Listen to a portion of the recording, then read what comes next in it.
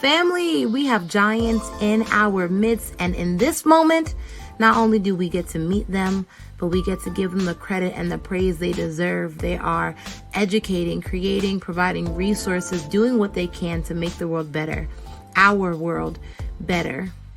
This is For the Culture.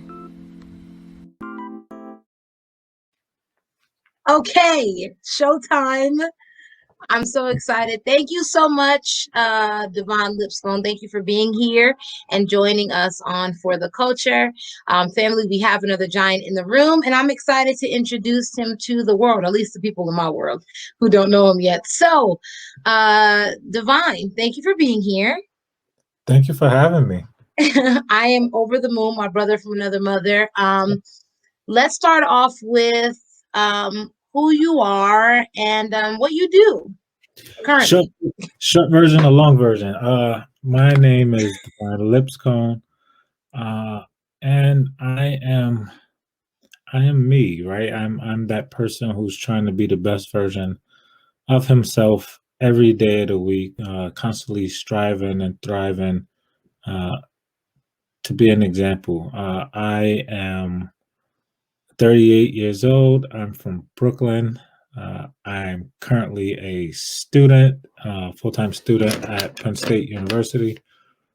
I am the founder of Corrective Gentlemen, Inc., a mentorship program that focuses on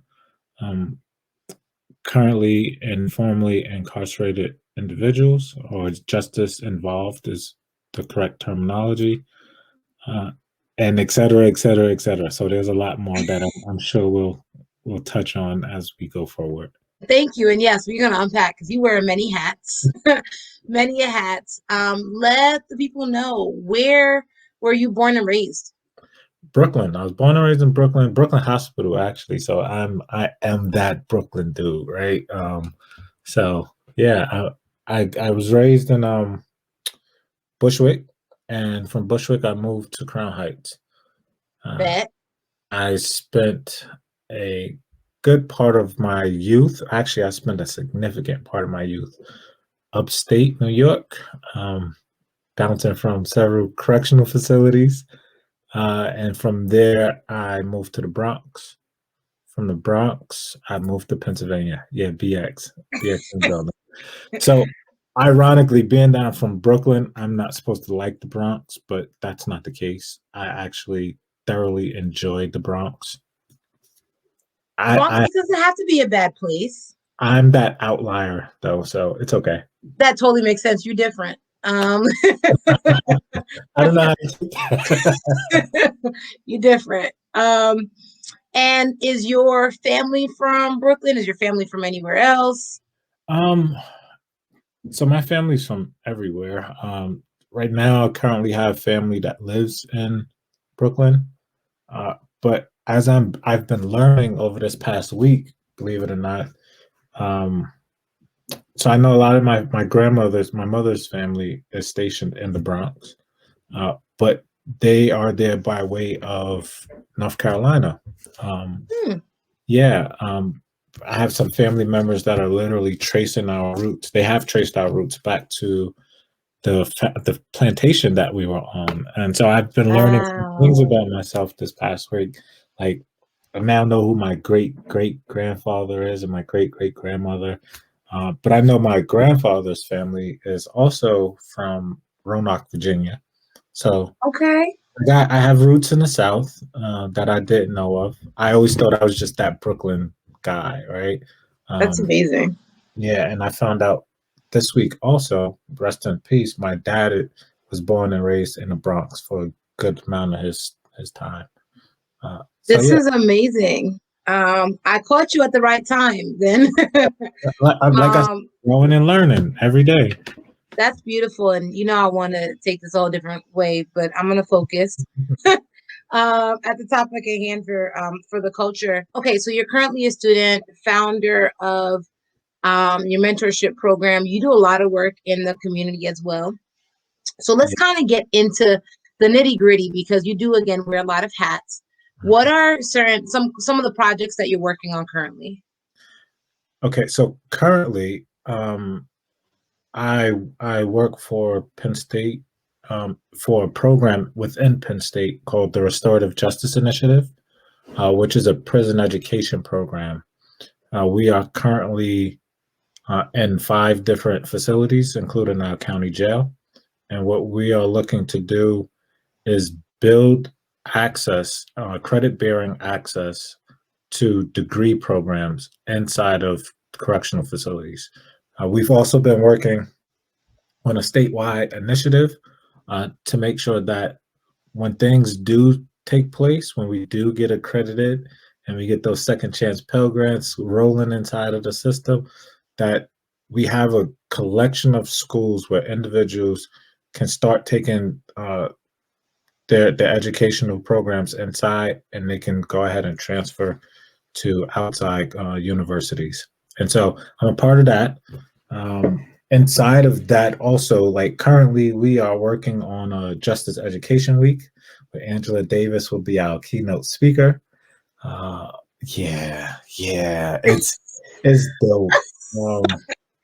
But the week is based on a couple of themes.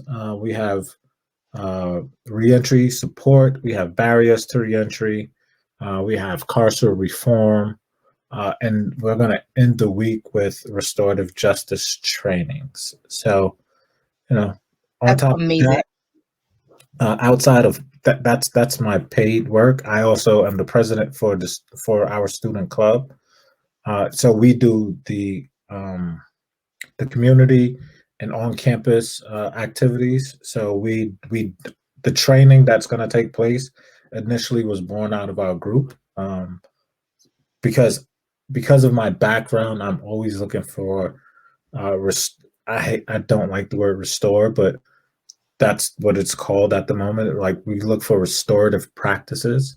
I want to build life more towards transformative practices, and there's a difference. There's a nuance with the word restore. What are we restoring?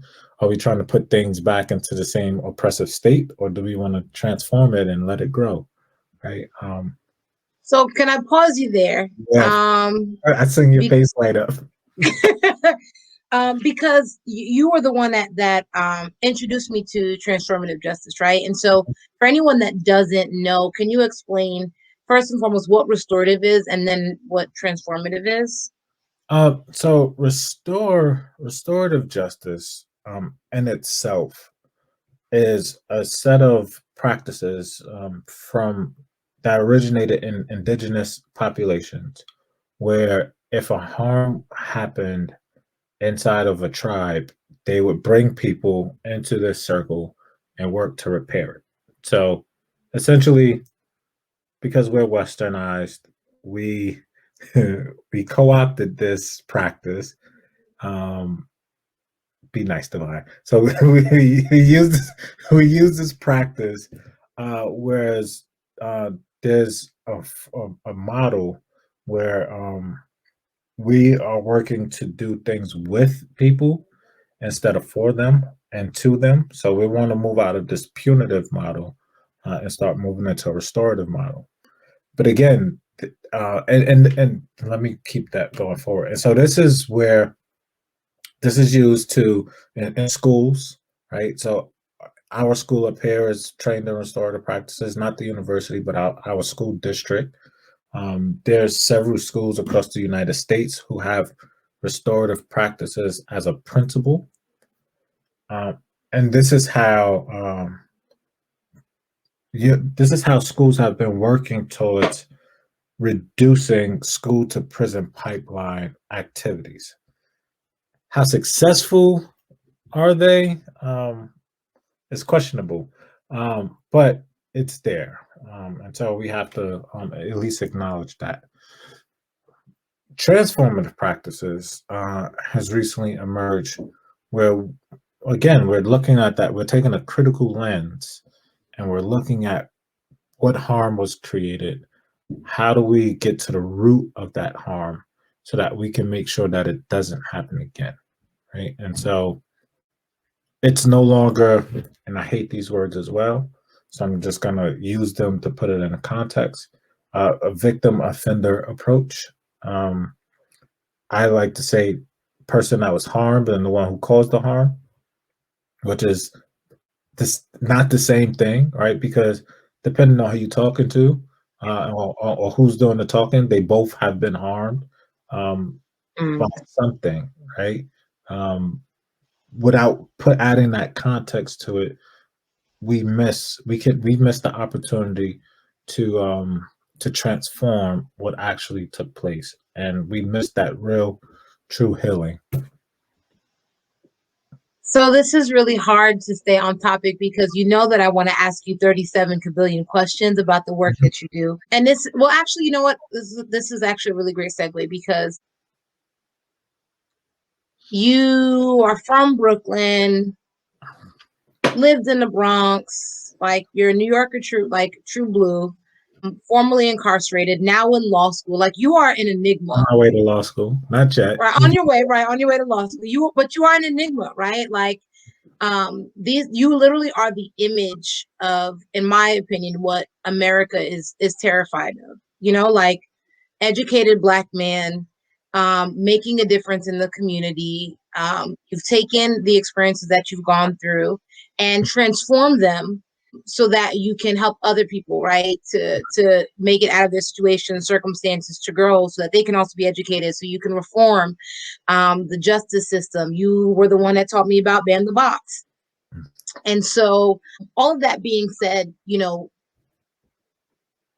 if I could ask for you to not be humble for a moment, or to give me a humble brag and just kind of share, you know, the value that you bring to the Black and brown community, because this is a huge deal for people to be able to see you in the way that you work. I know you wouldn't say it, yeah, like I'm not just saying it, like I knowing him well enough.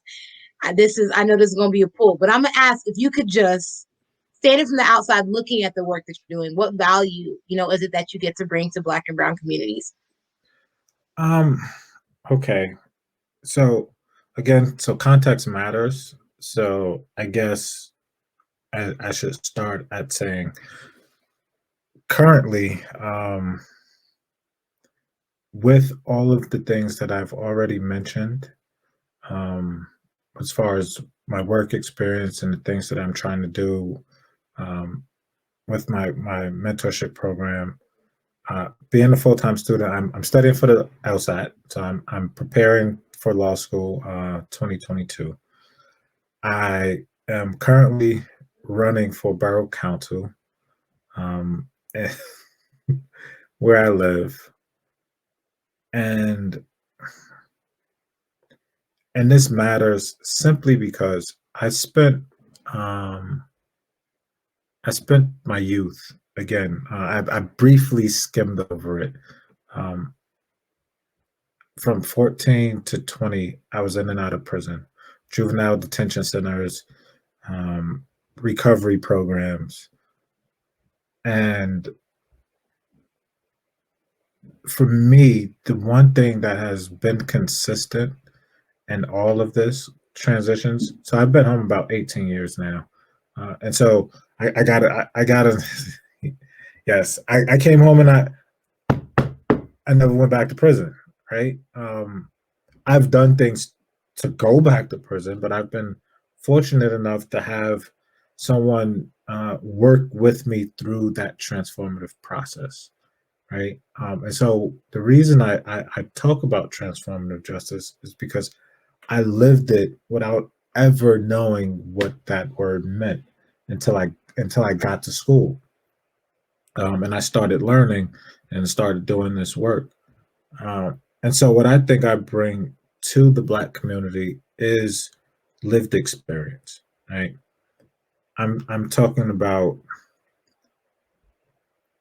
parents who who had a substance use disorder, blended family, sexual and physical traumas, gang banging, prison, education, recovery, education, and being a parent. Right? And so, I have I have so much lived experience that if I'm talking about a situation, it's not because I heard about it or you know, it's a soundbite on television. Like I have some reference point in my life.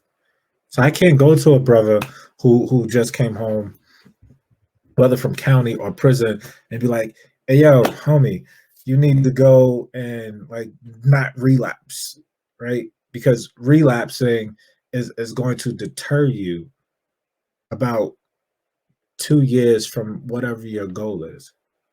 They'll look at me and be like, "What you been through to tell me, what I should and shouldn't do?" Well, I have 7 years recovery currently. Um, I'll have my associates. I'll have my undergrad, potentially be in law school. So I'll probably even be a lawyer by the time this really takes off. Um, I'm. It's not. I'm just not going to be a counsel person, right? I'm going to be a counsel person with lived experience, and so Powerful.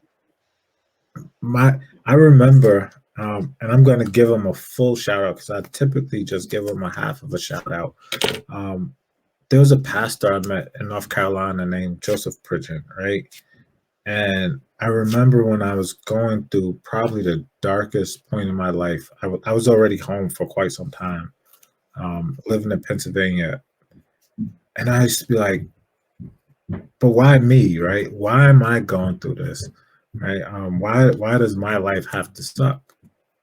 And he literally through the phone. I remember when he said this to me on the phone because I was angry at him when he said it, right?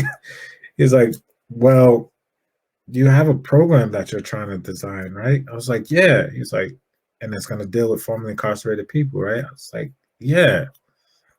He's like, "Well, then I need you to understand that this ain't about you, dude." And I was like, "What? What do you mean it's not about me? I'm living this, right? I'm in this pain. I'm in this mess, right?"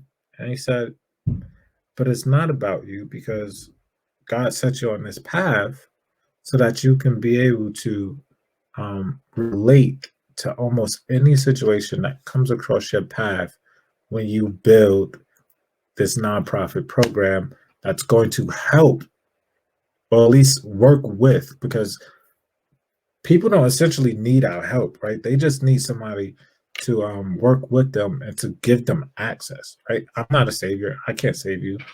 You have to make a decision. I can just point you in the right direction and show you the access." So when he told me that, I was like, whatever. I don't want to hear it. And here it is. That had to be about 2014. He said this to me, Oof. and now like I grasp and I understand um, what it is he said to me, right? And he put a prophecy on my life, and I didn't even know it, right? He saw something that I didn't see and understand. And so I bring my lived experience, man, and I'm always learning and willing to learn from everyone because everyone brings their own lived experience. I can't tell you what it's like to be a black woman in New York at your age in 2021. That's not Right. my that's not my story. That's not my experience. So it's only right that I sit back and I humble myself and I listen, right? When someone is telling me their story. Um, Now we may walk similar paths, but we're different people. That's so good. I'm so grateful that you embraced this question. Because I thought I was gonna have to pull teeth for a little bit, but you just preached the whole word. And before you try to hide, that's so good though, right? Because sometimes we do get so caught up, and not that you don't feel what you're feeling, but when you're not on, I guess in easy is relative, but an easy track in the sense that you've gone through so many different life experiences. It's easy for you to be like, you know what, this is just me and my life, and let me just figure it out. But when you take your experiences, you say, well, how can I benefit other people? That's not something to take lightly, and you've done that. And so, yeah, I mean, but is it though? I mean, our purpose here is to be of service in some shape, form, or fashion, right? Um, we learned that during the pandemic when we got isolated, right? We learned that it is human interaction and human connection is exactly what makes us human, right? And when Right. you take that away from people, they break down. Things break down. Um, we become so secluded that we go into a shell. The the problem is before the pandemic, people were just so me until you had to sit with you, right? And when you had to sit with you, you was like, wait, not only do I have to sit with me, I got to sit with these kids that I made, right? And I need the teachers to open up the schools so I can get rid of them, right? Right. Um, but then like it's really not about us, right? It's not about me, it's not about you. It's like, how can I connect with someone, right? When do we get out of our own way? And that's the problem. We're not we're not getting out of our way, right? It's what can I get? What can I obtain? Okay, what can I do for you? How can I help you? Right? I think I said this to you before. I believe everyone in this world should have a waiter or waitress job. It Yep. teaches you humility, right? It teaches you how to be of service and to have gratitude. Because when you working for $2.85 and you depend on tips, you don't have the Makes you feel ability, you different. don't have the ability to be cruel to anybody. Your livelihood depends on it. So yeah, it's not. I mean, It's not that I don't. It's not that I'm trying to be humble or trying to be modest. It's just I put so much red into this world. I mean, it is my favorite color, but that's not why. Um, that is like when can I even out my books, right? When can I balance my ledger? I love again, that's a Marvel reference for anybody who doesn't understand. Um, the Black Widow said that when she was talking to Hawkeye. She was like, "Dude, I'm just trying to clean up my ledger, right?" And that's all it is, right? Because I didn't have access to a lot of this information when I was a kid, and so I went down the path that was accessible to me, and in the process, I caused a lot of harm, right? Right. And so now it's like I can't make up for that harm, but I can make sure that I create access for people who also had to have gone through some of those harms because I was harmed before I started causing harm. Right? 'Cause Mhm. hurt people.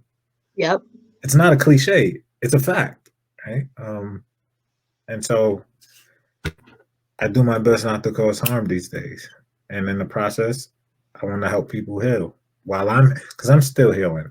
I still got traumas I don't touch. So what are the things that are driving you now? I I okay, this is gonna sound odd. I get a rush from seeing people succeed. Right? Like it's something about someone else's success and being a part of that process that fills me. And I can say this because I've worked in so many different fields, from owning my own businesses to working in hospitality. Um, Nothing has filled me the way this work does, right?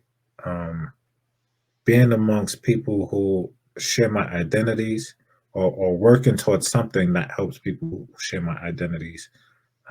Even if I don't get to see the end result, I know that I played a small part in helping to open up doors and at least create a process for people to have access to the same things that we typically ignore or don't have access to when we're young. Can you, because this is like, if anybody watching this is anything like me, they're like itching for everything it is that you do. And this is like, so I feel like this is such a tease.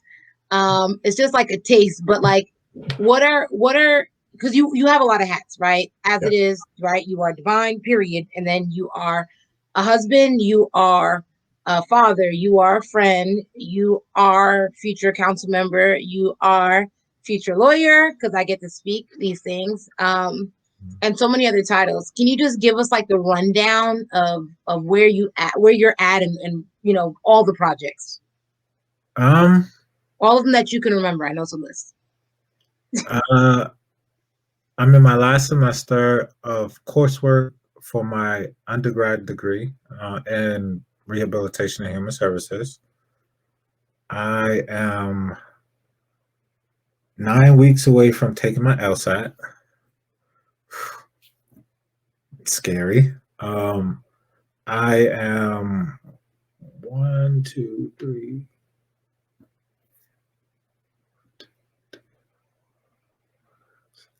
7 weeks away from the primary elections to see if I will go on to the general elections for a council member. When you will see. Continue. We are. I can't give too much away, but the prison education program is thriving. It will take on the life that it's supposed to. Yeah, the kids are healthy. Wife is healthy. We're all thriving. Yeah, I think I covered the gist of it. I mean, there's more. Of course, there's always more. But one of the things that I do appreciate that's going on right now is, so I sit on the board for the oldest reentry program in our county. Wow. And yes, and so, which also, most of the members of that board are on the steering committee for a new program called community conferencing, Center County Community Conferencing. And we will be bringing, so Laura Abramson will be doing our training. She developed something like this in Baltimore back in 1995. And so we get to, the training for that is in like 2 weeks. And so we get to get some facilitators trained in our area, because like many places, unfortunately, our small town now has the label of police brutality, where 2 years ago they killed a young Black man, Osaze Osage. And so, as a member of the organizing committee of 320, who's been protesting and advocating in our streets, I get to take two things that I love, right? Restorative. So it's called community conferencing, but it's like it's restorative practices and mediation if they were married or if they had a love child, right? That's what community conferencing is. That's the simplest way to put it. And so I get to see that process, and I get to see my fellow advocates learn how to do these things, right? This training, and I'm itching to see the work that we're able to do once you marry that training with an activist, right? Where we can now go in, and because we talk about defund police, and we talk about what it looks like to have community oversight boards, but we never talk about the actual training and the things that need to go into place. Or we just say we need these voices, and we need to be at the table. And then what happens? So now that you're at the table, now what? Right, and that's how we get railroaded, right? Because they'll put us to the table, and then we let egos get in the way, right? Our ego will get in the way because we don't have the tools to sit in those spaces. So it's important to have those tools when we get in those places. Because yes, one thing that I'm learning, and it's hard learn, is yes, I'm glad you're activists, and yes, activism gets things changed. What about policy? What about community? What about budgets? What about like so there Right. are other things that take place. And so we need to be not just at the table, we need to be equipped to be at the table and we need to be leading, right? How do we lead or sit at the head of this table? It it's not enough to just A demand. whole word. Yeah, it's not enough to just demand to be at the table, right? Because I'm at several tables and I'm learning at these tables on how to lead a table, right? Mm. I don't want, yes, I love being in your space. Why? Because your space is going to show me what I need to do to build my own space, to build my own table. You can't become a carpenter before you become an apprentice. You have to go Good. through an apprenticeship, Come right? on, preacher. You have to go to an apprenticeship. So how are we doing that? That's good. You can get me started. First of all, you already over here, and I'm like, oh my goodness, Kat, you can't be here for 3 hours, but you know I can hold you for 3 hours. Okay. Hours. I have So, exams to study for. You can't.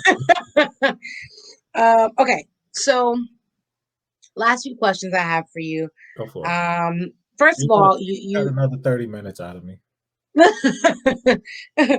Okay.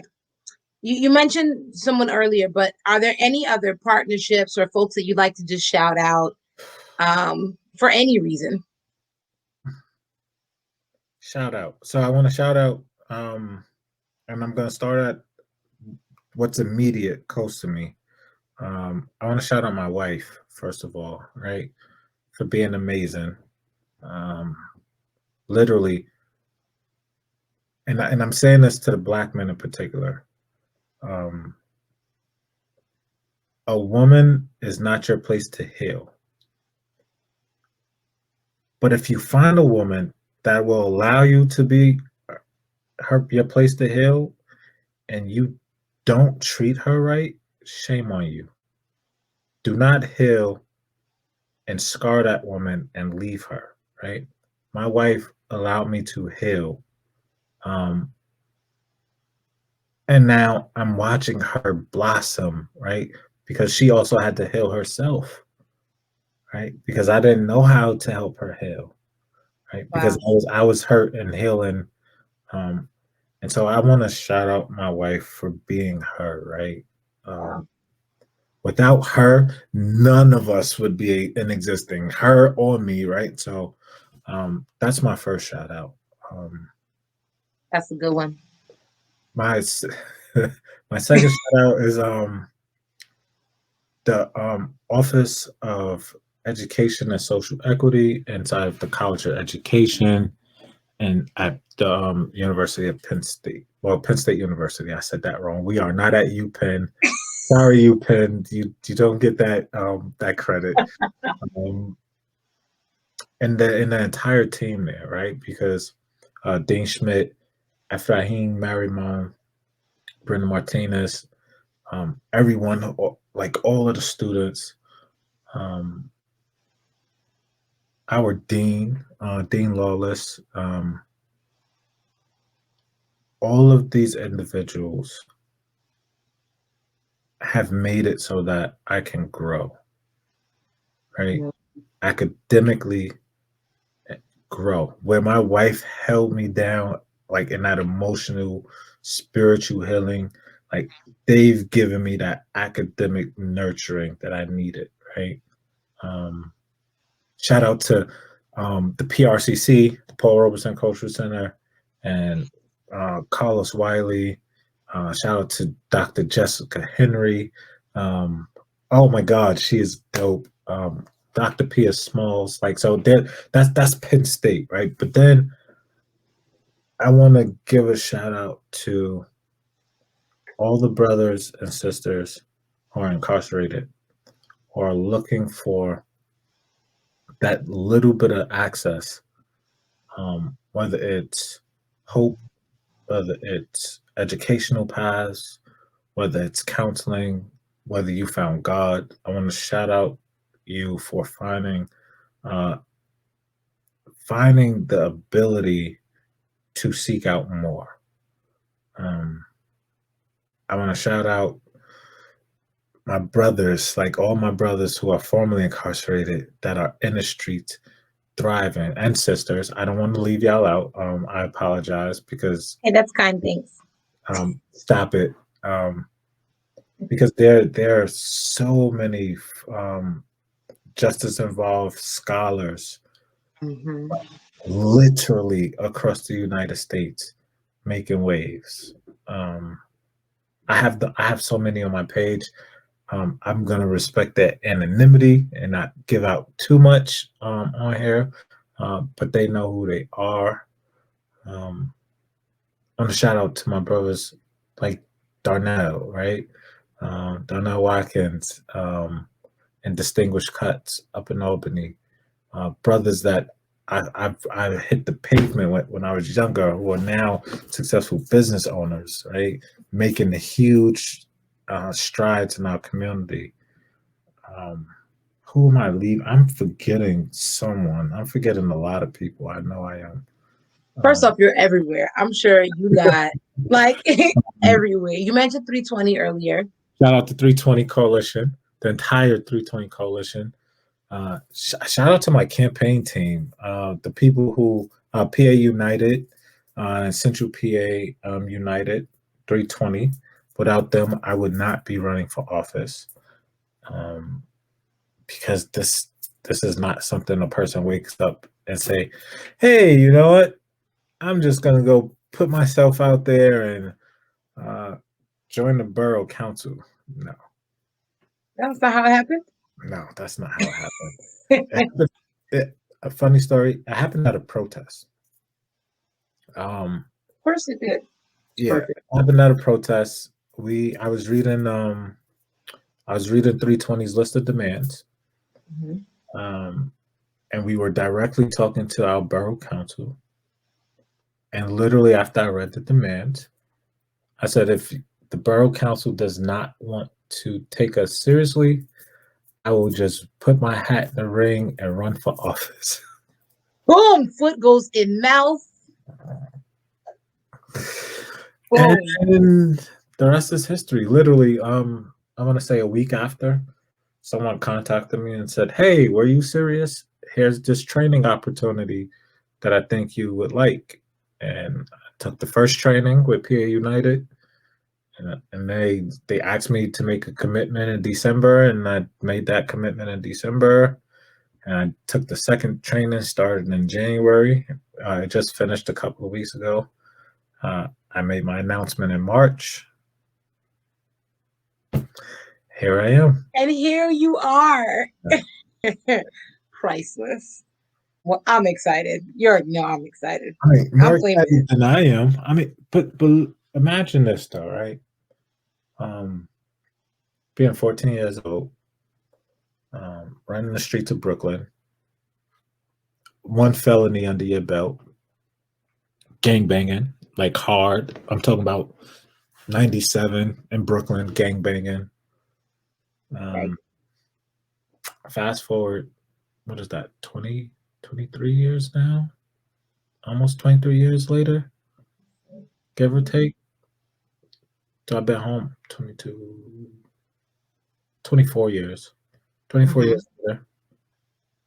And I'm running for city council or borough council. I'm I'm going to law school. It couldn't be more perfect. Like I'm going to law school.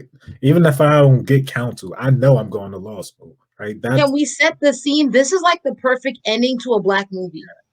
um Like the little little freeze frame and like the words come up. This is the perfect like real life version. but you This couldn't is tell me hope that. to me. You couldn't tell me that. You couldn't tell me that I wasn't gonna be dead at 18 listening to Tupac and DMX. You couldn't tell me because I didn't have any aspirations to make it to 24. Mm. I was okay with that. I was okay dying a gangster. I That's all was. life was for you at the time. Yep. And go for it. What you got to say? I feel like you got something to say. I'm just like this. When I tell you it makes my heart smile, this is the reason why you need to be a council member, like borough council member. This is the reason why you taking the steps to go to law school are so important. Like exactly what you just said. It's we can have the conversation about, defund and all these strategies and, pull the seat at the table, but it means nothing if you don't have the appropriate tools in order to stay there and make a lasting difference. And so for you to take all of the appropriate steps and to constantly be reaching back, I'm so overjoyed. And it, like for some, like it may seem so simple, but it's like to see it in live action. And when I mentioned earlier that you're America's nightmare, quote unquote, it's because this is the exact thing. And you're not the only one, right? Like you're not the only one making a difference. You're not the only one out there. You just happen to be the one I was able to get my hands onto. So thank you for letting me steal you. But I just say that because it just means the representation is so important. It's so important. And I'm grateful for you. I'm grateful for the work that you're doing. I'm grateful for you and your wife. And the only reason I'm calling her out is because I know she like halfway my friend anyway. And I'm kidding. But but sincerely, like representation matters. And so to see Donnell, right? Like out to see you guys running the businesses, to see the way that you guys have transformed, and again to constantly reach back, because all we talk about the people that like, okay, you've transformed your life, but you keep your eyes ahead. You constantly reach back, and it just, I'm excited. I'm excited. What good is it if I just sit and rush in it by myself? I agree. It's pointless. I agree. I mean, but that's like the idea. Oh my gosh, it's lonely at the top. My bitch used to always say, it's not lonely at the top. It's lonely if you don't take anybody with you. Like, what are you talking about? No, go to the top and take some other folks. It's crowded at the bottom. Of course, I'm gonna say a Jay-Z quote, right? You know I am. Bring it. But he said, "I can't help the poor if I'm one of them." That's a whole fact. I can do nothing for anyone if I'm standing on the corner with you. I can't, right? That's so good. I'm gonna wear free you t-shirts and do hashtags. In the end, and How does that help us, right? And I don't knock people. I was there. Like I'm not knocking you. If that's your hustle and that's where you need to be at this point in your life, do it, right? Because as of today, I don't have an out for anybody, right? I can't tell you, dude, don't sell drugs, dude, don't be a rapper, dude, don't think more about stocks than you think about basketball. Like I can't. That's not my place, right? Especially if I don't have a way for you to feed your family. that's good. If I can help you now, I can. If you want to sit down and talk about opening up a business, I got you, right? I know some tools. I know some things. Like I've done it. You have lived experience. I have lived experience. Right? But let's have a conversation. But I can't. The last time I stood on my block, St. John's and Ralph, right? Because that's the block I literally grew up on. St. John's and Ralph, Lincoln Place and Eastern Parkway. Like the last time I was there, I was uncomfortable. Wow. I was uncomfortable, not because I was afraid of anybody on that block, right? It wasn't fear. But I literally looked around and I said, I don't belong on this corner. I don't belong on this corner, right? Didn't fit anymore. and that's okay. Yeah. Right now, to slide through, check on my people, sure. To stand on the block and stand on the corner with you, I don't know. I don't belong there. I So just, you're so lucky. I just would hug you. There's a pandemic. I know people. All right. So, all right. Last couple of questions for you, and then we're gonna close out with the rapid fire. okay, Someone says that they want to be like you. What do you say? no, no, don't do that. Um, be better. I had to learn my life the hard way. Um, ask me how to avoid certain traps. Then we can have a conversation. That's good. Don't be That's like good. me. Be better. I swear, don't be like me. Don't be like me. Be better. I take it. That's great advice. Even though you are pretty damn awesome, but just saying. Um, just saying. It's my opinion. I'm allowed to have my opinion. All I'm right. all right. I'm gonna read you a quote, Mhm. and just let me know if it resonates, what it means to you, anything that comes to mind. Okay. Okay. We may encounter many defeats, but we must not be defeated. Yes, it resonates, and it means no matter how many times you get knocked down, get back up. Simple. Even if I fall down a lot. Yeah.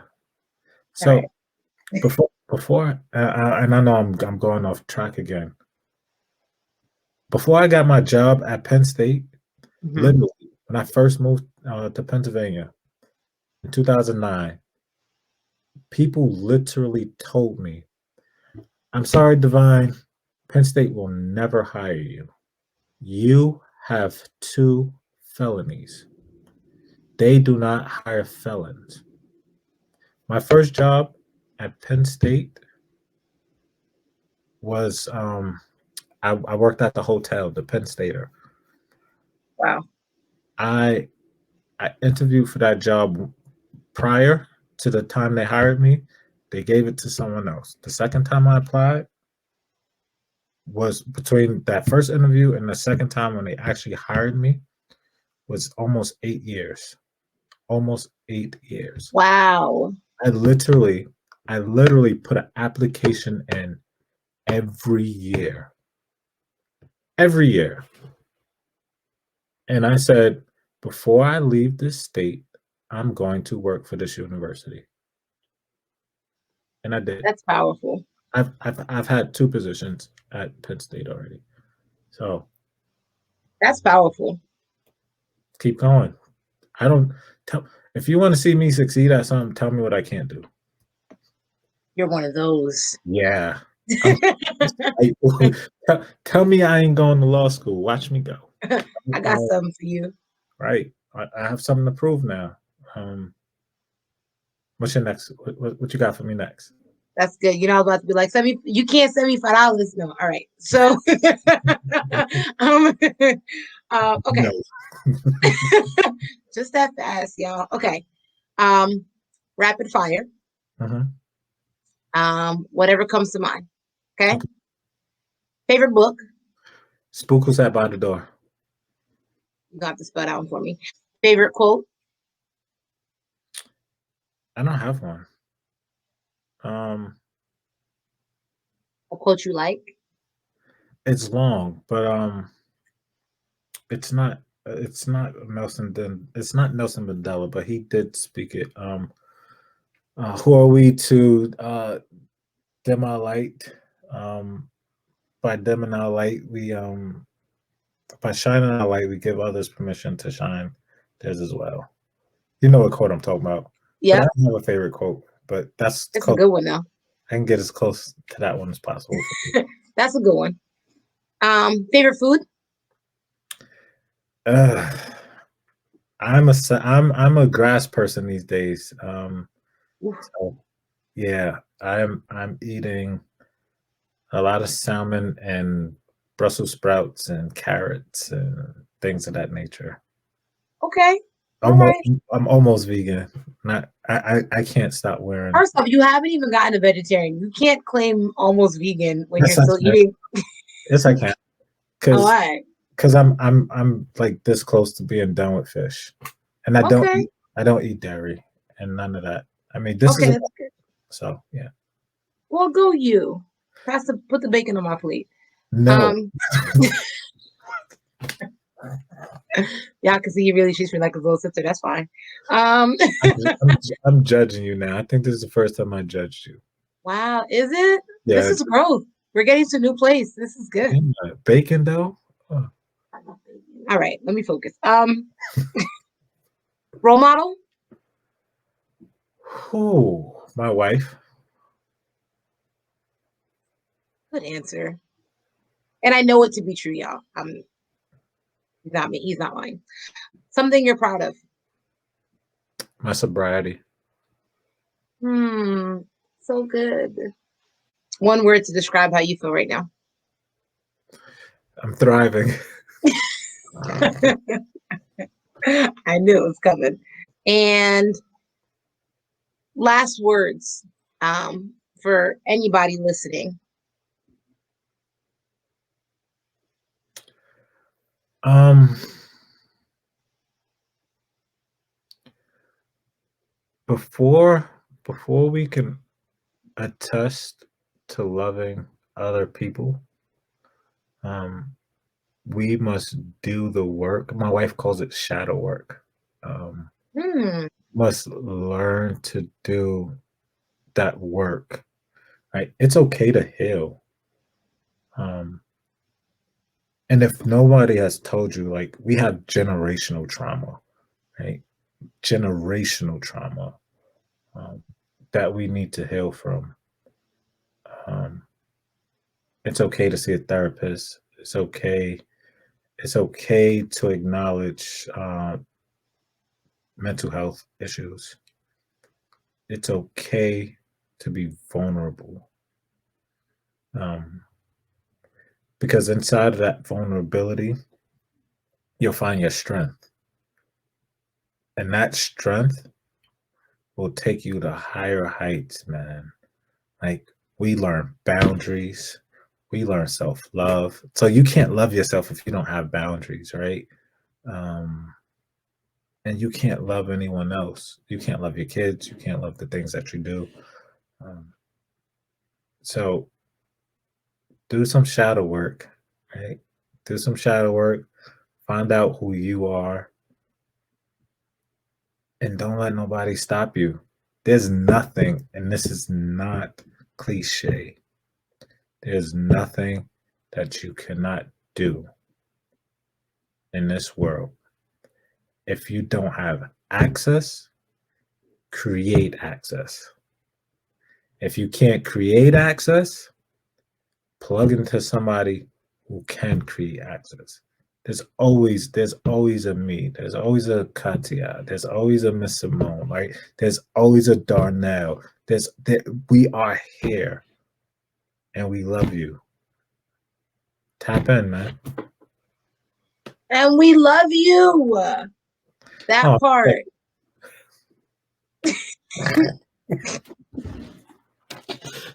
And we love you. Where can people find you? People want to get in contact with you. Look, nowhere. He's running for Borough Council. You can find him. um, I don't know. I'm picky, right? You can look for my Facebook.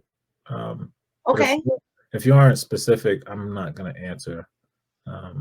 But Well, where can people actually, follow you or you know stay where you can plugged find me at? in? You can find me at Corrective Gentlemen at on Facebook. I'll answer that before I answer my private. Like I'll accept you there before I accept you anywhere else. And that's just so what I learned about self-love is honesty, right? I'm just gonna be honest. Right? Don't go to my personal page. I'm gonna look at you weird. But you can find me at Corrective Gentlemen. That's good. So Facebook, and I'll make sure to link it here too. Hmm? And Sounded like I'm just grateful. The wife just came in the room. She said why I'm sounding like her because she's my role model. Did I not just say that? Yes, that's exactly. Hey, wife.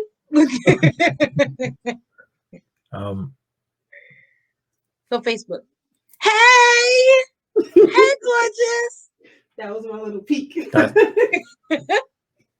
So y'all can't get no more of my wife. She's all my. Look, that's it. Look, that's all you getting. first off, this is a treat. Y'all better be grateful. Yeah, because she doesn't make appearances. So that was a treat. Okay, so Facebook. I'll make sure to link Instagram, both Corrective Gentlemen, and on Instagram. And if you, this is for the justice impacted individuals. If you need me, correctivegentlemen@gmail.com. Shoot me an email. Introduce yourself. You don't have to be ashamed, but if you are justice involved and you need access, say that. If you're a creeper and you just want to, creep, I'm going to ignore you. And that's because I've learned self-love and boundaries. Go you. Thank you. Yep. Thank you so much for being on, for allowing me to drill you, get the 411. Thank you for the value and all the work that you're doing, and the way that you uplift the Black community at all times. Thank you for pouring in to me and to anyone that ends up seeing this and watching this.